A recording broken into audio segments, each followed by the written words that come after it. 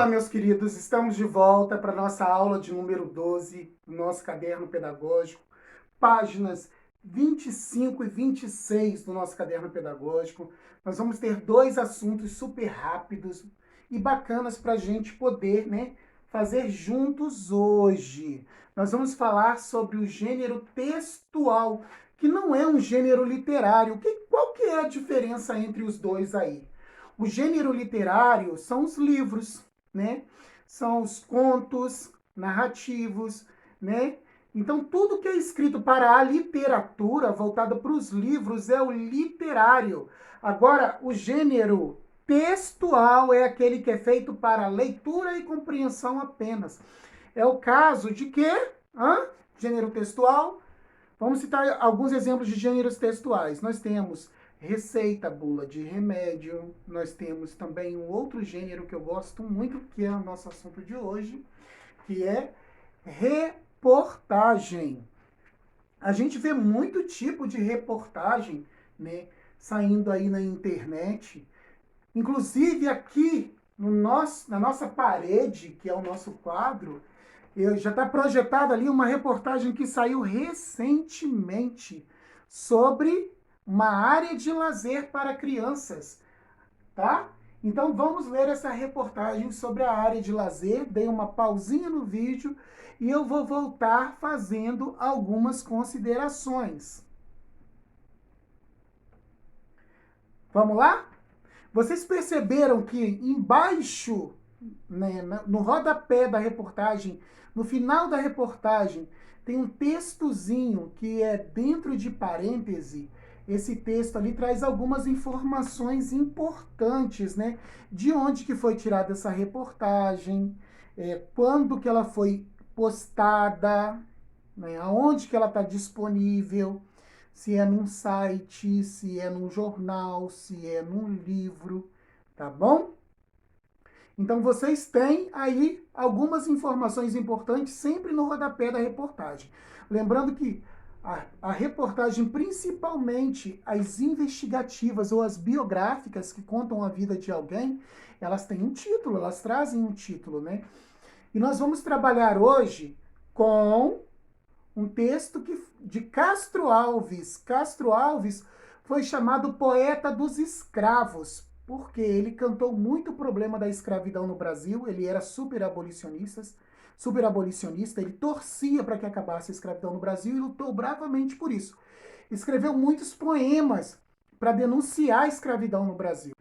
Nós vamos ler juntos, então, o texto, a reportagem sobre Castro Alves, né, de Heloísa Reusel.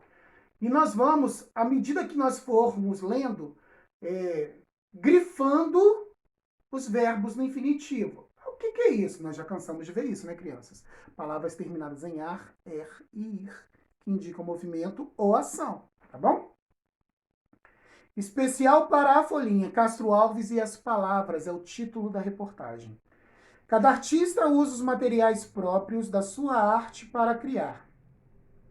Usa, verbo usar, já vai grifando. Próprios da sua arte para criar. Criar já está no infinitivo, é o verbo criar, certo? O pintor usa as tintas, olha o verbo usar aí de novo. O cineasta usa o filme, o poeta usa as palavras.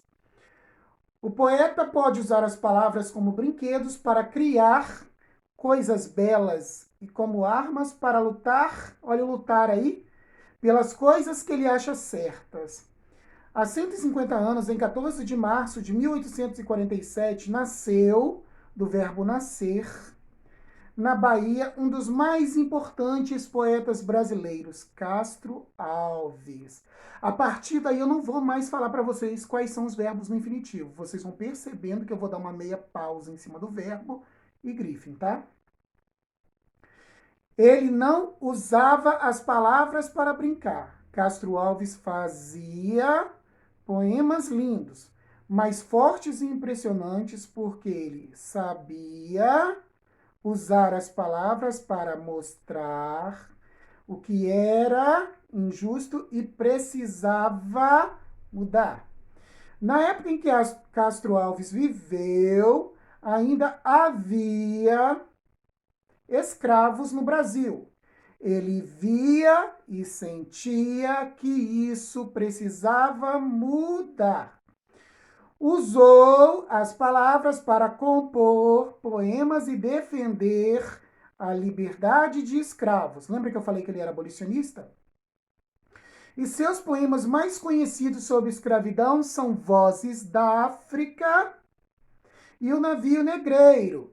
Este é um longo poema em que ele descreve a situação dos negros nos porões do navio, quando eram transportados como carga da África para o Brasil. Castro Alves usa as palavras para protestar contra o sofrimento dos escravos. Mas sua poesia não só sobre esse tema. Como todos os poetas, ele amava os livros, a natureza, a beleza feminina, a liberdade e a justiça. Outras poesias de Castro Alves falam do poeta como um sonhador, um viajante, um aventureiro. Porque a pátria do poeta é o reino das palavras. Por meio delas, ele realiza suas aventuras. Aí a nota de rodapé está dizendo de onde que foi tirado essa reportagem. Lembrando que a reportagem é um texto não literário, tá? É um gênero textual, que é geralmente a notícia, né? Tá bom?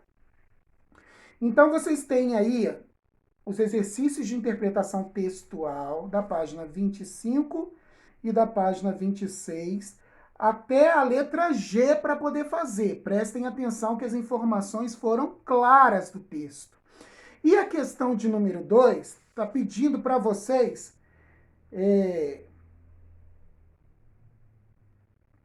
anotar os verbos que você encontrar no infinitivo no texto. Eu já pontuei alguns para vocês, falei alguns, né, dando uma pincelada em cada um, lembrando que alguns verbos que eu li não estavam no infinitivo, então vocês vão ter que escrever a forma verbal desses verbos para ar, er e ir. Por exemplo, eu li a palavra nasceu na reportagem, correto? Nasceu, quando eu transformo em infinitivo, ele vira verbo nascer. Entenderam? Se eu tivesse lido na reportagem a palavra amei, quando eu transformo para o infinitivo, ele tem que terminar em ar, né? Amar, verbo amar. Então, verbos no infinitivo terminados em ar, er e ir, tá bom? São chamados verbos no infinitivo, tá? E eu ainda não conjuguei. O verbo conjugado é quando ele passa a ser nasceu, falasse, falou, ia, sorria, sorriu. Entenderam? Então, no infinitivo é ar, er e ir, sempre a terminação. Gostaram da reportagem sobre Castro Alves? Gostaram de saber que ele lutou pela escravidão do Brasil? Pois é, assim como Castro Alves lutou pela escravidão no Brasil, nós tivemos infinitos outros abolicionistas que com certeza mereceram outras reportagens também. Façam os exercícios todos com muita atenção, tá? Se tiver qualquer dúvida, já sabe, eu estou à disposição, sempre aqui para poder ajudar. E eu tenho percebido que vocês têm me procurado pouco, gostaria que vocês me procurassem mais. Um beijo